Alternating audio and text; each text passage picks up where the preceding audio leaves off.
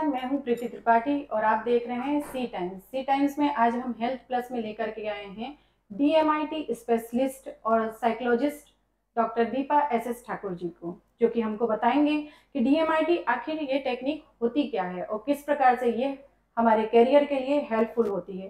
तो आइए हम आपका स्वागत करते हैं। दीपा जी, बहुत बहुत स्वागत है आपका हमारे चैनल में। सबसे पहले तो दीपा जी ये बताइए कि डीएमआईटी टेक्निक आखिर होती क्या है।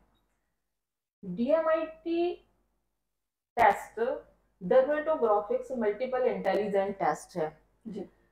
जैसा कि इसके नाम से ही अपने को विदित है कि डर्मा यानी अपना स्किन, फिंगरप्रिंट से ही हम ब्रेन की वीकनेस और स्ट्रेंथ की जांच करते हैं। और दूसरा, ब्रेन के पार्ट लेफ्ट और राइट कितना काम कर रहा है, कितने परसेंट कौन सा ब्रेन काम कर रहा है, ये सारी चीजें हैं जो कि डीएमआईटी टेस्ट में एनालिसिस करते हैं। तो मतलब ये जो डीएमआईटी टेस्ट होता है ये बेसिकली फिंगरप्रिंट के द्वारा ही किया जाता है। देखिए, डीएमआईटी टेस्ट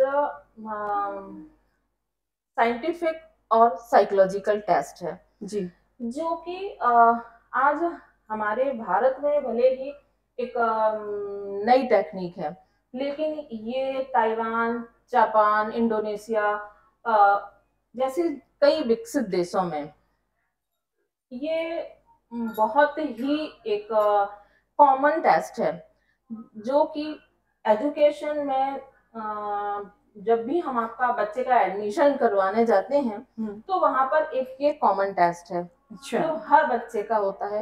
इससे क्या होता है कि जिस बच्चे की जिस फील्ड में स्ट्रेंथ होती है उस बच्चे को एजुकेशन के पहले से ही उसी फील्ड में गाइड किया जाता है। मतलब ये टेस्ट जो है फॉरेन में सबसे ज्यादा यूज किया जाता है। बिल्कुल बिल्कुल। और आज भारत में आए हुए लगभग उसको 20 इयर्स तो हो ही गए हैं जी, लेकिन बहुत ही कैरियर के लिए, हमारी एजुकेशन के लिए, हमारी रिलेशनशिप के लिए, हमारी सोशल हर चीज के लिए हम उसको यूज कर सकते हैं। जी, तो ये एमआर बच्चे क्या होते हैं? देखिए, आपको मैं एक बार पहले क्लियर कर दूं कि फिंगरप्रिंट नॉर्मल बच्चों के ही होते हैं, एमआर बच्चों के फिंगरप्रिंट नहीं होते हैं। ये बहुत ही इम्पोर्टेंट बात हमको आज पता चल रही है कि एमआर बच्चों के फिंगरप्रिंट होते ही नहीं है। एमआर बच्चे मतलब होते हैं मेंटली रिटार्डेड बच्चे, जिनके फिंगरप्रिंट होते ही नहीं है। तो मैम फिर इसका कैसे आप लोग करते हैं? देखिए, हमारे जो वैज्ञानिक थे, मनोवैज्ञानिक डॉक्टर रोजर डब्ल्यू स्पेयर, उन्होंने इसकी खोज की थी। जब बच्चा माँ के पेट में 4 महीने का होता है तब हम उसका सेरिब्रल कॉर्टेक्स जो है वो डेवलप होता है। अब सेरिब्रल कॉर्टेक्स क्या होता है? सब मस्तिष्क का वो हिस्सा जो सबसे पहले डेवलप होता है। जब उन्होंने इस चीज को सर्च किया कि ये 4 महीने में, जो कि फिजिकली डेवलप नहीं होता है बच्चा, बट लेकिन ब्रेन डेवलप हो जाता है, उसी के साथ साथ हमारे फिंगरप्रिंट डेवलप होते हैं। अच्छा। तो उन्होंने इस चीज पर खोज की थी कि ब्रेन और फिंगरप्रिंट के बीच में कोरिलेशन होता है। इस चीज के लिए डॉक्टर स्पेयर के लिए नोबेल पुरस्कार भी मिला था। अच्छा जी। और डीएमआईटी टेस्ट हमारा ब्रेन और हमारी पर्सनालिटी का एकदम सटीक रिजल्ट देता है। मतलब कहा जाए तो डीएमआईटी टेस्ट के द्वारा आपकी पर्सनालिटी बिल्कुल इसमें बता दी जाती है कि क्या है, आपके ब्रेन की स्ट्रेंथ क्या होती है और आप किस फील्ड में जाएंगे। बिल्कुल। पर्सनालिटी का बेसिकली सिर्फ एक ही मीनिंग होता है जी, कि लुक वाइज पर्सनालिटी। बिल्कुल, आप लुक वाइज कैसे दिखते हैं। बिल्कुल, कि आपकी ड्रेसिंग सेंस, आपका हेयर स्टाइल, आपका फिगर, आपकी फीचर्स, ये होता है, काफी इम्पोर्टेंट होता है। हाँ वो काफी नहीं, जबकि करियर के लिए सबसे ज्यादा इम्पोर्टेंट है ब्रेन की पर्सनालिटी। बिल्कुल, ब्रेन की स्टाइल, थिंकिंग स्टाइल क्या मतलब क्या सोचते हैं। यदि आज हम बीएमआईटी को बहुत डीप में जाते हैं, एक एक चीज उस पर डिस्कस करते हैं, तो बहुत ही बड़ा हमारा ये आपका ये प्रोग्राम हो जाएगा। इसलिए नहीं, पार्ट में अपन सब चीज डिस्क्राइब करते जाएंगे। बिल्कुल सर। तो ब्रेन की वीकनेस और स्ट्रेंथ, जैसा कि आपने कहा, जो डीएमआईटी टेस्ट होता है वो बेसिकली होता है ब्रेन की स्ट्रेंथ के बारे में। वो आपकी स्ट्रेंथ बताता है कि आपके ब्रेन में कितनी स्ट्रेंथ है। तो आप किस प्रकार से वो जो वीकनेस और स्ट्रेंथ को आप डायग्नोज करते हैं, उसको किस प्रकार से बढ़ाने के लिए आप क्या उपाय बताते हैं। देखिए, ब्रेन की वीकनेस और स्ट्रेंथ जी, आप हर व्यक्ति यही जानता है कि ब्रेन के 2 पार्ट होते हैं, लेफ्ट ब्रेन और राइट ब्रेन। ठीक है, चलिए ये सही है।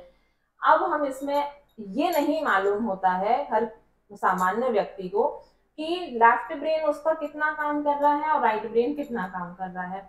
लेकिन हमारी इस रिपोर्ट से, इस टेस्ट से हम ये पता कर सकते हैं, ये हो जाता है हमको कि लेफ्ट ब्रेन कितने परसेंटेज काम कर रहा है और राइट ब्रेन कितना।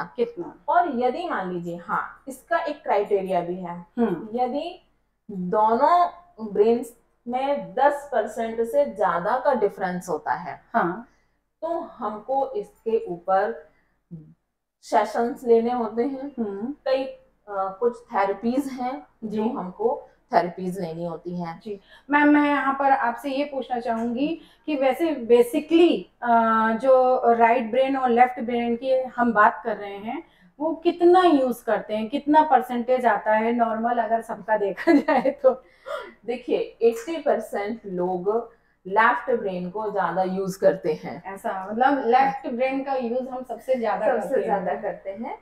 लेकिन जो एकदम सामान्य बच्चे होते हैं, सामान्य लोग जो होते हैं या बच्चे हैं, किसी में भी 10% से ज्यादा का डिफरेंस नहीं आना चाहिए दोनों ब्रेन के बीच में। सीवियर, जिसको हम साइकोथेरेपिस्ट या साइको कह सकते हैं, यदि इनके दोनों के बीच में भी जैसे डिप्रेशन है, एंजाइटी है या कोई भी उसको प्रॉब्लम्स है, तो फिर वहां पर वो जैसे हेल्थ इश्यूज हैं, तो आजकल सब बहुत जरूरत से ज्यादा है। बिल्कुल, तो ये सब चीजें वहां फिर जल्दी कैच करता है और जल्दी एक्शन में अपने बॉडी पर, वो अपने ब्रेन पर ज्यादा उसको एंजाइटी फील होती है, डिप्रेशन फील होता है, छोटी छोटी बातों में डिप्रेशन हो जाता है। तो इसी हमने ब्रेन की जो बनावट है या ब्रेन की जो स्ट्रक्चर है, उसी से हमको ब्रेन की पर्सनालिटी भी पता चल जाएगी।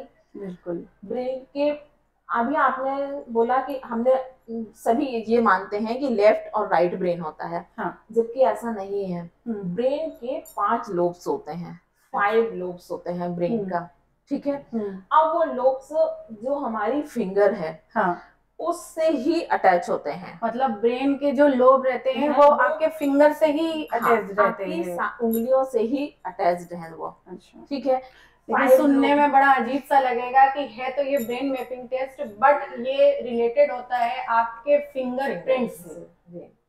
तो हम उसमें 5 लोब्स होते हैं। फिर उसके बाद हम उस बच्चे की लर्निंग पर्सनैलिटी होती है। बच्चा कैसे लर्न करता है। ठीक है, अभी बच्चे की विजुअल लर्न करने की हैबिट है। आजकल जैसे स्कूल वगैरह में सबसे ज्यादा विजुअली जाते हैं कि बच्चों को जल्दी लर्निंग हो जाता है, क्योंकि वो दिमाग में वो चीज कॉन्सेप्ट जो रहता है वो बैठ जाता है। लेकिन ऐसा नहीं है, यदि क्लास में 60 बच्चे हैं, 60 चाइल्ड हैं, तो उसमें से कुछ ऐसे भी होंगे जो सेम पैटर्न में होंगे कि उनकी लर्निंग पैटर्न विजुअल है तो सारे विजुअली होंगे, नहीं, कुछ वो काइनेस्थेटिक भी हो सकते हैं। काइनेस्थेटिक मतलब जो कि होता है लिख लिख कर याद अच्छा, करने लिख वाला। लिख करके याद करने हाँ, वाले होते हाँ। हैं। और कुछ बोल बोल करके याद करते ऑडिटरी हैं, भी होते हैं, कुछ घूम घूम करके लर्न करते हैं। बिल्कुल बिल्कुल। तो आजकल तो मैंने देखा है सबसे ज्यादा कि आजकल बच्चे गाना सुन करके या टीवी देख करके लर्न करते हैं। तो ये क्या वास्तव में इफेक्टिव होता है, लर्न होता है? देखिए, हम इसको ऐसे बच्चों के लिए नहीं प्रिस्क्राइब कर सकते हैं, या बच्चों के लिए सही इसको हम नहीं मान सकते हैं, क्योंकि हमारा ब्रेन दो चीजें एक साथ नहीं सुन कर पाएगा। बिल्कुल, हम लर्न भी कर रहे हैं, बिल्कुल, फिर आपको उस ब्रेन से कितना ज्यादा गाने भी सुनना है या आप म्यूजिक भी सुन रहे हैं। मुझे तो लगता है कि हाँ, जब अपन गाना सुनते हैं और उसके बाद कुछ काम कर रहे हैं, कुछ अदर एक्टिविटीज कर रहे हैं, तो फिर ठीक है। बट लर्निंग मुझे नहीं लगता, क्योंकि नहीं, वो नहीं, डिस्ट्रैक्ट करता है, क्योंकि बिल्कुल। आपका ध्यान पूरा रहता है कि आप गाना सुन रहे हैं। तो बिल्कुल आप बिल्कुल। पढ़ने में कैसे नहीं, आपका नहीं, ध्यान रहेगा? आजकल बच्चे मोस्टली कहते हैं गाना सुन करके, हेडफोन लगा करके, ईयरफोन लगा करके लर्न करते हैं कि हम लर्न कर रहे हैं। तो नहीं, नहीं, ऐसा नहीं होता है कि लर्न नहीं होता है। नहीं, वो आप कितना भी बच्चे ये हम कि नहीं नहीं नहीं मैं तो इसी पर कंसंट्रेट करता हूँ और मेरा तो इसी से नहीं, वो कंसंट्रेट का परसेंटेज कहीं ना कहीं डाइवर्ट हो ही जाता है, इफेक्टेड हो ही जाता है। बिल्कुल सही। तो मैम ये बताइए, जो ये DMIT टेस्ट होता है, ये कितने साल से कितने साल के बच्चों से लेकर के कितने साल तक के लोगों का हो सकता है? देखिए, 5 साल से ऊपर के बच्चे से लेके 100 इयर्स ओल्ड, मतलब कितने भी एज इसमें लिमिटेशन नहीं है, बस 5 साल के बच्चों से स्टार्ट होता है ये।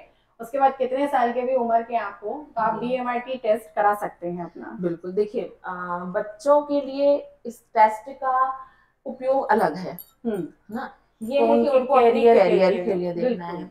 मान लीजिए हम रिलेशनशिप कहीं करने जा रहे हैं अपने बच्चों की, या कोई हमारे पास आया है कि मैम मैं अपनी लड़की के लिए, मैं अपने लड़के के लिए, तो क्या मैं ये टेस्ट करा सकता हूँ? इससे आप इस टेस्ट से आपकी थिंकिंग पैटर्न आप वो पता चलेगा। हाँ, आपने चेहरा देख लिया, रंग रूप सब कुछ देख लेते हैं। कैरियर में भी पैसा भी बहुत अच्छा कमाता है लड़का, साथ में ये भी है, प्रॉपर्टी भी है, पैसा भी है, सब है। लेकिन आप कैसे पता करेंगे कि वो उसके साथ हमारी अटैचमेंट कैसी है? इसके लिए भी अटैचमेंट हम बाद में आएंगे, पहले हम थिंकिंग पैटर्न को पता कर लें। बिल्कुल, ठीक है, कि हम सोचते क्या हैं उनके बारे में, और वो क्या सोचते हैं, या उनकी सोच किसी के प्रति भी, या सोसाइटी के प्रति, या उनके अपने ही फ्रेंड सर्कल में कैसी थिंकिंग है।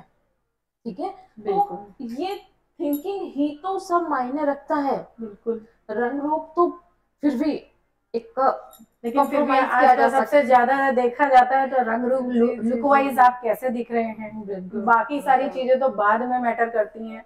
आजकल के जनरेशन में सबसे ज्यादा देखते हैं कि लुक वाइज कैसे दिख रहे हैं। अगर लुक वाइज बहुत अच्छे दिख रहे हैं तो मतलब बहुत अच्छे हैं। बिल्कुल। अब यहाँ पर हमको थिंकिंग पैटर्न सबसे पहले, उसके बाद हम आएंगे हमारे कुछ जाने पहचाने क्यूसेंट होते हैं, जो क्यूसेंट मतलब IQ। आपने IQ सब सुनते हैं, तो सभी जानते हैं, सब अपना टेस्ट करवाते हैं।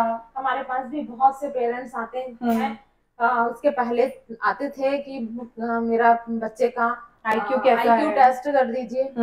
तो ये IQ टेस्ट आप कैसे करते हैं, किस पैटर्न के? IQ टेस्ट करने के लिए हमारे पास साइकोलॉजिकल टेस्ट होते हैं, जो पुराना पैटर्न होता है। हमारे पास टेस्ट होते हैं, मतलब पेपर रहते हैं, क्वेश्चन पेपर तैयार किए जाते हैं। वो कि मतलब हमारी जो संस्था है साइकोलॉजी, वो वहां से ही हम लोग परचेज करते हैं और वो टेस्ट लगाते हैं। उनका मैनुअल होता है जिसको हम एनालिसिस करते हैं। फिर उसमें हम बताते हैं कि बच्चे का IQ कितना है, बस उसमें सिर्फ आईक्यू, तो इसका ये आईक्यू नॉर्मल है, मतलब बस भाई हमारा बच्चा पढ़ जाएगा, ये पूछते हैं। जबकि ऐसा नहीं ऐसा है। नहीं, आईक्यू तो ठीक है, आप बच्चों के हर कोई पेरेंट्स का एक होता है कि आईक्यू, लेकिन कभी मैं तो ये पूछती हूँ पेरेंट्स से कि आपने ए क्यू, ई क्यू और सी क्यू के बारे में सुना है? नहीं सुना। क्योंकि सभी आईक्यू पे ही जाते हैं ना। हाँ, आईक्यू कैसा है आपका? हाँ, आपका आईक्यू बिल्कुल सही नहीं है, किसी व्यक्ति को आईक्यू नॉर्मल है। हाँ। देखिए, ए क्यू जो होता है वो होता है एडवर्सिटी क्वोशेंट, ठीक है। इससे क्या पता चलता है? हाँ, ये क्या होता है? आपका बच्चा हाँ, विपरीत परिस्थितियों में, है ना, कैसे सरवाइव करेगा। बहुत सही। आप बच्चे की विपरीत परिस्थितियां क्या है? जो वो मांग रहे हैं वो यदि नहीं दे रहे हैं तो वो विपरीत परिस्थिति नहीं, बच्चे की विपरीत परिस्थिति है एग्जाम हॉल। बच्चे की विपरीत परिस्थिति है एग्जाम हॉल, हाँ, ठीक है ना। एग्जाम हॉल में वो घर से गया है, एग्जाम तक क्वेश्चन पेपर मिलने तक उसको क्या याद था, क्या लर्न किया था, वो लर्न कैसे रहेगा और उसको कैसे अप्लाई करेगा, वो कैसे। नॉर्मली तो होता है जैसे एग्जाम हॉल में जाते हैं तो पेपर देख करके तो सबसे पहले लगता है कि भाई सब भूल गए, कुछ भी याद नहीं है हमको, कुछ एट ए टाइम के लिए विद द सेकंड के लिए सही, बट आप ब्लैंक हो जाते हैं कि मुझे तो ये कुछ भी नहीं बनता है। तो हम इस टेस्ट से हम ये पर करेंगे कि भाई यदि बच्चे का एडवर्सिटी क्वोशेंट थोड़ा सा भी वीक है या हम बच्चे को इसको और बिल्डअप करना चाहते हैं, तो हमारे पास सेशन है, हमारे पास साइकोथेरेपीज वगैरह है, जिससे हम बच्चे की, आज हम बच्चे को इन परिस्थितियों से लड़ना सिखा देंगे तो फिर शायद उसको कभी जरूरत नहीं पड़ेगी। विपरीत परिस्थितियों में भी वो सरवाइव कर सकता है। बिल्कुल। अब आता है EQ। EQ होता है इमोशनल क्वोशेंट। इमोशनल क्वोशेंट मतलब बच्चा अपनी फैमिली से कितना भावनात्मक रूप से जुड़ा हुआ है, उसके फ्रेंड्स, वो सोसाइटी में किस तरीके से अपने आप को प्रेजेंट करता है, टीचर्स का कैसे रिस्पेक्ट करता है, अपने दोस्तों के साथ उसका कैसा बिहेव होता है जी। तो इसके लिए हमको EQ के बारे में, कई बच्चे, मुझे लगता है सबसे ज्यादा हमको EQ पे ही जाना चाहिए कि बच्चा आज की डेट में कितना इमोशनली अपने परिवार से, अपने पेरेंट्स से, अपने फैमिली से, फ्रेंड्स से किस तरीके से अटैच्ड है, कुछ है उसका इमोशनल कितना जा रहा है, वो डोमिनेटिंग है कि किस प्रकार से उस पर इफेक्ट पड़ेगा इस चीज का। और हमको ये भी, अब आता है CQ में क्रिएटिविटी।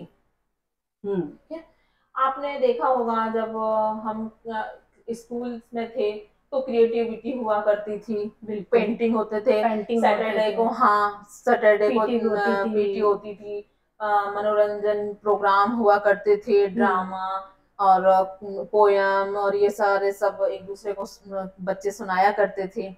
आज भी होता है, लेकिन आजकल बच्चे एक्टिविटी उतनी नहीं हो गई है क्योंकि मोबाइल और टीवी ये सब के चलते हुए आजकल वैसे टीवी का भी उतना नहीं रह गया है, मोबाइल्स का ज्यादा हो गया है, मोबाइल हो गए, टैबलेट हो गए हैं, लैपटॉप हो गए हैं, तो बच्चे सबसे ज्यादा जो है सिर्फ इन्हीं से कनेक्टेड हैं। बिल्कुल। सारी समस्या का एक ही हल है, मोबाइल। जड़ एक ही जड़ है ना। और हमको अपने बच्चे के कैरियर के लिए आप को मैं एक बात और बोलना भूल गई हूँ कि आज पेरेंट्स बच्चे पर ऐसे तो बहुत कहते हैं बच्चे पेरेंट्स की, नहीं मैं प्रेशर नहीं करता हूँ, अभी प्रेशराइज नहीं करता हूँ बच्चों पर, लेकिन आपने अभी सुना होगा कोटा में जितने भी बच्चे नीट प्रिपरेशन के लिए JEE के लिए जाते हैं तो कई बच्चे सुसाइड कमिट करते हैं। बिल्कुल, मैंने एक आंकड़ा देखा है, 1200 से 1300 लगभग बच्चे जो है वो सुसाइड अटेम्प्ट करते हैं। और अपने एजुकेशन को लेकर के कई बच्चों का कहना है कि पेरेंट्स का इतना ज्यादा दबाव होता है परसेंटेज को लेकर के, एजुकेशन को लेकर के। तो मेरा मानना है कि इस तरीके से नहीं होना चाहिए। आपके बच्चे की जितनी कैपेसिटी है आपको उस चीज को स्वीकार करना चाहिए कि हमारा बच्चे की कैपेसिटी सिर्फ इतनी ही है। नहीं, और कैपेसिटी आप कैसे चेक करेंगे? हाँ, आप ऐसे भी तो अपने उससे नहीं कर सकते ना। बिल्कुल। तो आपके पास सबसे एक उत्तम साधन है DMIT टेस्ट। आप इतना पैसा खर्च करते हैं, बच्चे की पॉलिसीज लेते हैं, लाइफ इंश्योरेंस लेते हैं, बच्चे को कोटा भेजते हैं, अपनी कोचिंग्स पर इतना खर्च करते हैं। उससे पहले हम DMIT टेस्ट यदि उस बच्चे का तो वो नहीं भी होगा तो भी हम DMIT टेस्ट से, थेरेपी से उसको 5 से 10% बिल्डअप कर सकते हैं। अच्छा, बिल्कुल। तो ये हमने अभी आपको जो AQ बताया है वो यही AQ तो यहाँ पर काम आएगा कि नीट जब वो टेस्ट देते हैं, वहां पर जो वीकली टेस्ट होते हैं वो ये नहीं समझ पाते हैं कि नहीं अभी तो ये सिर्फ वीकली टेस्ट है, अभी हम और तैयारी करेंगे। आप देखिएगा जो भी सुसाइड होता है खासकर कोटा में, वो संडे के बाद जब इनका रिजल्ट आ जाता है, वीकली जो रिजल्ट आता है उसी के बाद बच्चा इतना डिप्रेशन में चला जाता है, इतने डिप्रेस हो जाते हैं कि नहीं बस अब तो मैं यहाँ, मेरी दुनिया खत्म हो गई है, बस इसके अलावा मेरा कुछ भी नहीं है, अब मैं अपनी जीना नहीं है, मुझे मरना है। तो यदि हम इस बात पे थोड़ा सा ही पेरेंट्स ध्यान दें तो शायद ये सुसाइडल अटेम्प्ट जो बच्चे कर रहे हैं अपने एजुकेशन को लेकर के शायद ना ही करें। बिल्कुल, वो बहुत, इसलिए हमारा मैं यही सोचना है कि DMIT टेस्ट जो है वो एक बार करवा लेना चाहिए। बिल्कुल बिल्कुल ही। जब हम कुछ नया और कुछ बड़ा अचीव करने जाते हैं तो हम एक बहुत छोटी छोटी प्लानिंग करते हैं। बच्चा जब होता है तो हम उसके लिए, उसके एजुकेशन के लिए हम बचत करते हैं और ये सब करते हैं। हर पेरेंट्स को मैं तो हर पेरेंट्स से यही रिक्वेस्ट करूंगी कि DMIT टेस्ट करने से उनके बच्चे का फ्यूचर, उसकी जान और सबसे ज्यादा कुछ हद तक कैरियर में भी काफी हेल्प होगी। आपकी हर प्रॉब्लम्स जो पेरेंट्स का बहुत बड़ा दुख है, आप अभी आज तक में देखिए ब्लैक एंड व्हाइट में आज जब ये बच्चे इनके पेरेंट्स बताते हैं तो वो न्यूज देखी सुनी नहीं जाती है, देखी नहीं जाती। इतने बड़े बड़े बच्चे, आदमी कितने उससे पालता पोसता है और इस प्रकार से सुसाइड कर लेते हैं थोड़ा सा डिप्रेशन के कारण। तो मुझे लगता है कि डॉक्टर का कंसल्ट कर लेना चाहिए, साइकोलॉजिस्ट से मिलना। ये 21वीं सदी है, ये 21वीं सदी का भारत है, ये 21वीं सदी के पेरेंट्स हैं, ये 21वीं सदी के स्टूडेंट हैं, बच्चे हैं। बिल्कुल। तो हम ये सोच खत्म हो गई कि हम साइकोलॉजिस्ट के पास या साइकेट्रिक के पास पागल हैं क्या, क्यों जाएंगे। ये सोच खत्म हो गई है।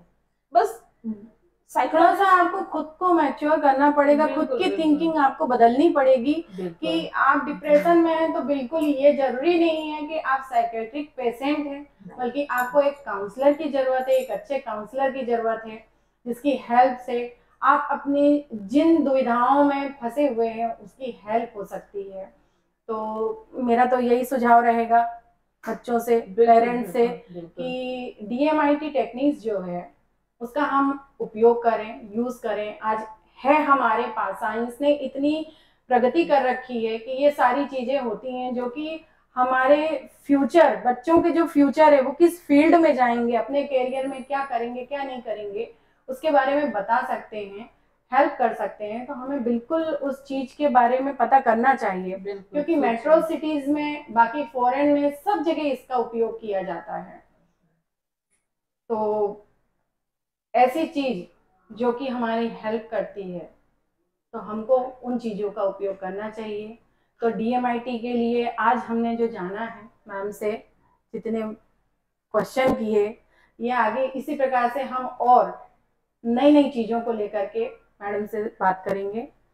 तो आज का हमारा यहीं पर प्रोग्राम समाप्त होता है। आज्ञा दीजिए। ठीक इसी दिन इसी समय हम फिर से आपसे मिलेंगे। स्वस्थ रहें, मस्त रहें, हमारे साथ जुड़े रहें। नमस्कार। नमस्कार।